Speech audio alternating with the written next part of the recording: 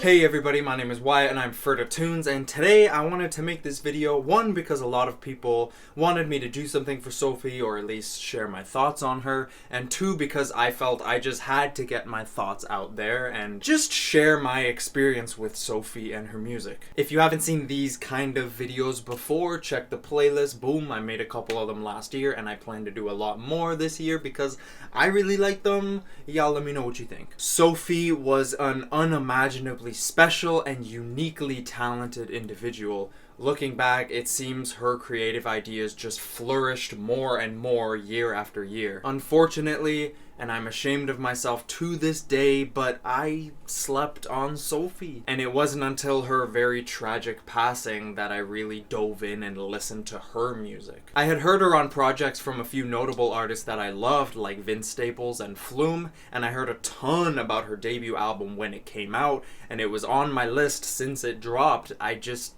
never really got around to it. I don't know why. I knew who she was and I had a bit of an idea of like what she was about, and I admired her. The talent wasn't hard to hear from the little bit that I did hear from her. But when I found out about her death, I was absolutely heartbroken, and I found myself genuinely sobbing when I read the stories and the details. I'd rather not get into all the details because it truly is still just one of the most appalling and soul-crushing things I could ever imagine happening to someone so pure and so inspirational to countless people around the world. No one should ever have to go out like that, and I still pray for the people that were close to her because I just can't imagine that pain. So naturally, after I mourned a bit and slapped myself for not doing it sooner, I listened to her debut album that night. Oil of Every Pearl's Uninsides. An album that I struggled to grasp on the first few listens, but an album I see now as a full-blown, near-flawless masterpiece. The first song, It's Okay to Cry, specifically stuck with me as maybe one of the most comforting songs I've ever heard. It's hard for someone like me to relate to someone like Sophie, but she makes everything feel so pure and uplifting on this song. The sound wall just fills me with hope. It feels like a mother figure or an angel is serenading me and bringing the deepest comfort to my soul, with every cascading sound just ascending higher and higher. Again, I can't say it enough. It just fills me with this immense hope and love.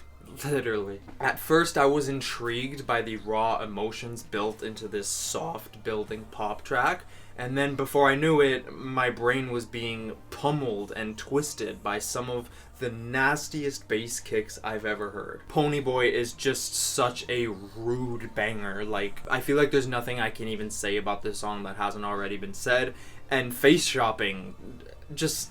do I even need to get into these? On first listen, I was like, oh, fuck, okay? Like, what the fuck? Like, I did not expect that shit to go so hard. Like, from the artwork and the first track especially, I thought, okay, we're in for a pretty sick, serene, kind of experimental pop experience. And those do come later, but in the middle of these two tracks, my brain literally just could not function. These tracks have grown to become some of the best and most abrasive electronic songs I think I've ever heard, and I don't think that'll ever change.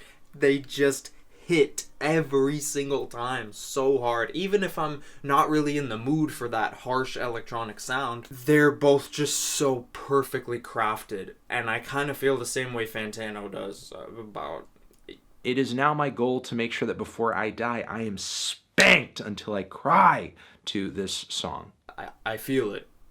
Is It Cold in the Water is tough, but if I had to pick, I think it's definitely my favorite. I've had this thing on repeat some days, and it was just one of those absolute perfect first listens. I just laid my head back, and as soon as I started, I was fully captivated and only felt more and more immersed as the song went on. It is a jaw-dropping track. Like, honestly, maybe one of the best songs, like, ever made in my eyes. At this point, like, it's just blown my mind so many times. I don't know. Infatuation is another great one, but it definitely took me a couple listens to really click with me. I don't know why the flow was just a bit hard to swallow for me at first, which is weird because that's like the most captivating part of the song to me, is I love how it all just kind of builds slowly and cascades to different vibes. Not okay, like, just sent me right back into the fucked up world I was in with Ponyboy and face shopping. But sometimes now I'll toss it on anytime I need a quick little brain pounding. Like, her sound design and creation of everything is just unbelievable all over this album, really. But this track really just shows you that little bit that's kind of all you really need to hear to be like, yo, she doesn't play around with the sounds. I love Pretending, but again, it took me a while, but I adore how it fits in the album. It's just the perfect, like, tone reset and meditative breather that the album needed, and it's delivered as great as it could have possibly been in my eyes. And Immaterial, God, like, I was mad that I hadn't heard it before, and as I was listening to it for the first time, I was literally thinking, like, oh, this is like one of the best pop songs of the decade, and I'm just hearing it now. So naturally, I played the fucking thing every half hour of every day for like 6 months. It's one of the most addicting and fun beats in pop music I've heard in a very long time. And then Whole New World just fucked me up all over again. I saw it was almost 10 minutes long, and y'all know how it starts. It's just no bullshit. Whole New World. Yeah, like, just what can I say? It is an outro and a half. Really, it's 2 outros in one, which makes it even that much bigger and better. Blew my fucking mind, and does it again and again in new ways every time I return to it. Just the grand finale that, you know, just ends this masterpiece perfectly, and by the end of it, I can't help but just think, masterpiece.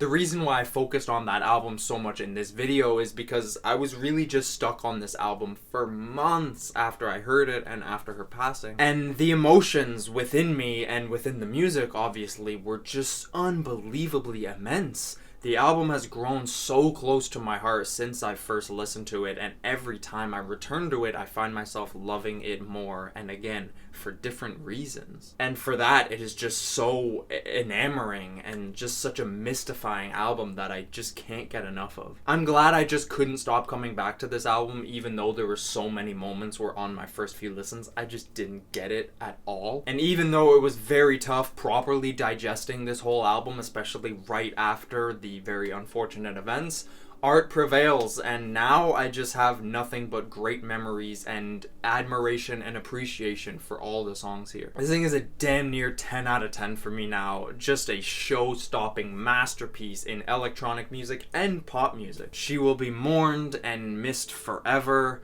but I'm sure her music will live on even longer than that. It's already shown to be very incredibly influential and groundbreaking. She is an icon in every sense of the word, and we're all so grateful that she did what she did with the time that she had, and I'm sure we will cherish everything we got from her for as long as we live. Rest in peace, Sophie. Now, I stayed with this album for a very long time, but earlier this year I finally listened to Product, and I recorded a reaction for it. Oh yeah, you know, yeah. I honestly, like, I think it's my best reaction yet. Like, I lost my shit. Oh, you can't do that to me, yo. So stay tuned for that. I'm hoping to get it up tomorrow. I'll probably have the premiere link in the top of the description if it's up. So stay tuned for that. Come join, watch it with me. Like, there's a reason I didn't bring that tape up at all in this video, because that video just covers all the bases of my thoughts on that motherfucking... Oh. So very excited for that. Thank you so much for watching. I hope y'all enjoyed. I'm sorry I couldn't, react to this album, but, nothing better than just kind of sharing my personal experience with the music. That's all I try to do with this channel, really. So glad you guys watched and listened. Hopefully you enjoyed. Let me know your experiences. When did you discover Sophie? You know, how did she impact you? Anything you would like to share, please drop it in the comments. I would love to read it and we can have a discussion and carry on this gorgeous legacy that she left us. Thank you for everything again. Happy holidays, happy new year. Just much love from Ferda Tunes. You already know we had such a great run in the last leg of that year, and I'm just gonna kind of keep it going as much as I can. I'm gonna start dropping some content that I've kept people waiting for, and also stuff that I have really wanted to do for some time. So stay tuned for that. Join the Discord if you want to keep updated and talk to some cool people about some cool music. Follow me on Instagram, Twitter, all that good stuff. Much love again, and we'll see you tomorrow for a big ol' reaction. That's going to be a party and a half.